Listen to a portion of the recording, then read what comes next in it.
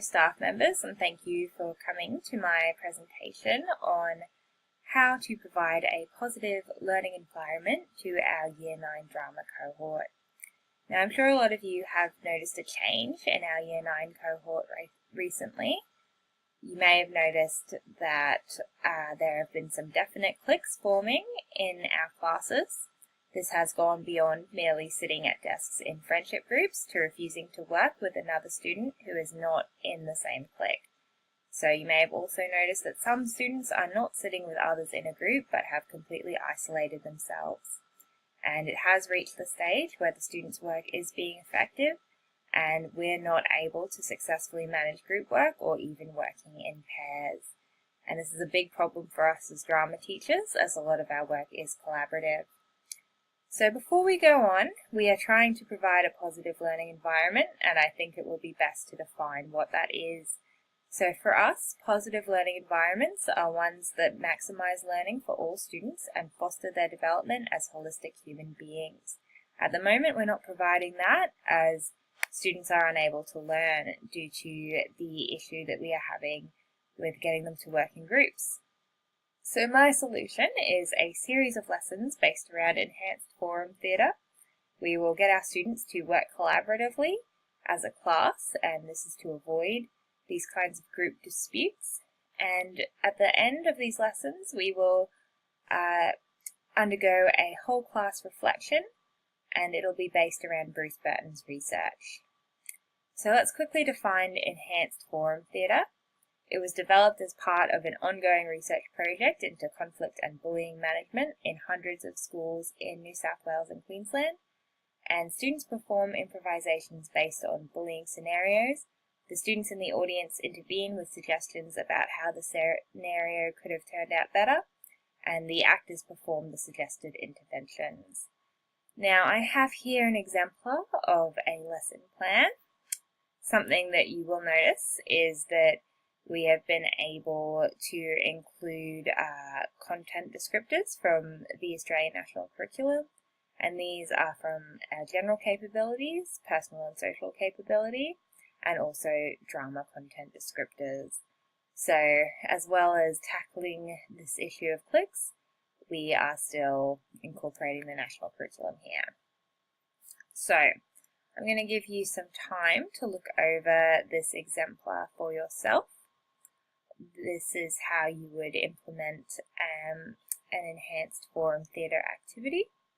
So there are 4 different stages, and we're going to repeat a lot of the activities listed on this exemplar for each of the stages of enhanced forum theatre. So you will notice some repetition in this plan. Alright, now we're going to move on to examining a resource that I think we will find helpful in implementing these lesson plans. Now, to help us with our lesson plan, I have designed a resource. This is based on the work on enhanced forum theatre that has been researched by Bruce Burton. However, I have designed this graphic organizer myself, although I'm sure it's probably similar to maybe a few different graphic organizers that are already out there, but I didn't come across any that were exactly the same or that were used for this purpose. So, as this is for a whole class reflection, as we can see from the title here. In the first column we have role. So we have one student being a bully, one the bullied, and one the bystander. And I've put some student names in here. So Daisy is our bully, Emma is bullied, and Carl is a bystander. Now, to complement this reflection table, we're going to use this throughout the lesson. We also have some scenario cards. So at the beginning of the lesson, really at the beginning of the scene, once we've selected our 3 actors, we're going to select a scenario. So scenario could be something like, everyone in the classroom calls one student by a nickname they don't like. Something like, a group of friends decide to give a student who normally sits with them the silent treatment. Or a group of friends decide a student who normally eats lunch with them can't sit with them anymore. And finally, a student decides to start sending harassing online messages to a classroom they don't like. So let's choose this one. We'll pop that in the scenario column. And that is the scenario that our student improvisers Daisy, Emma and Carl are going to be working with. And the first scene that they're doing all together is the latent scene, which is over here. And you'll notice this column up the top is for emotion. So once Daisy, Emma and Carl have finished performing, we will be having a class discussion about the emotions that our characters might have had during the scenes. So say, for example, talking about the latent scene of the bully, a student might come up to the front of the classroom and they might write that they think the bully felt angry in this scene. Or maybe annoyed.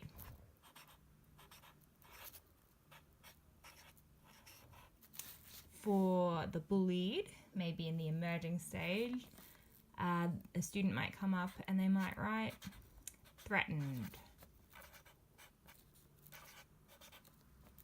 And there is no right or wrong answers necessarily on this reflection. We're simply looking at creating some empathy, and we're collaborating on this as a whole class. And I think doing it visually like this is a really effective way for everyone to participate. Maybe some students don't feel comfortable speaking about this because it is, it might be hitting a bit too close to home for some of our students, but they might feel comfortable coming up and writing on this on the wall. And there you go. That is how that works. Now, graphic organisers have been used in secondary schools for a long time. They have a number of benefits. They are a smaller and more manageable way to present information to students. Graphic organisers are an inclusive resource because they are suitable for students with learning difficulties or even ESL students as well. It's a much easier way for them to process information. They have also been shown to increase vocabulary knowledge, and we are learning some new terminology in this lesson. So we'll be learning about the 3 stages of bullying, for example, and hopefully this will be a good way to get students to learn that vocabulary. And they have also been shown to increase inferential knowledge. Thank you for attending my presentation today. Please let me know if you have any questions about the work that I've presented. I really believe that what I've presented today will be an effective solution to the scenario that we are currently facing. Thank you for coming along.